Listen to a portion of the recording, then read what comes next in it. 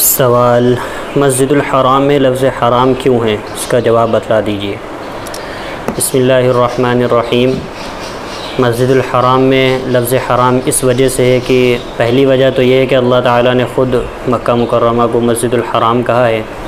چنانچہ 15ویں پارے میں اللہ تعالیٰ نے ارشاد فرمایا، سورہ بنی اسرائیل کی پہلی آیت ہے، سبحان الذی اسری بعبدہ لیلا من المسجد الحرام الی المسجد الاقصی۔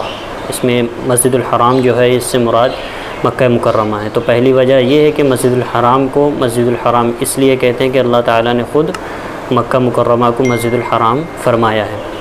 اور دوسری وجہ یہ ہے کہ مسجد الحرام کا معنی آتا ہے عظمت والی مسجد، حرمت والی مسجد، احترام والی مسجد۔ مطلب یہ ہے کہ دنیا میں جتنی بھی مساجد ہیں عظمت اور مرتبے والی، حرمت والی، ان تمام مساجد سے زیادہ اعلیٰ اور افضل مسجد الحرام ہے، یعنی مکہ مکرمہ ہے۔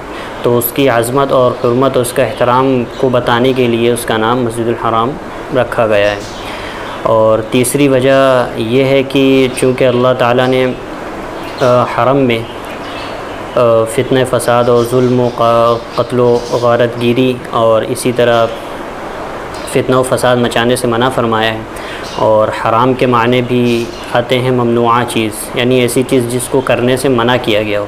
تو چونکہ حرم میں ظلم و فساد اور گناہ کے کام کرنے سے منع کیا گیا ہے، اس لیے اس مناسبت کی وجہ سے بھی مکہ مکرمہ کو مسجد الحرام کہا جاتا ہے۔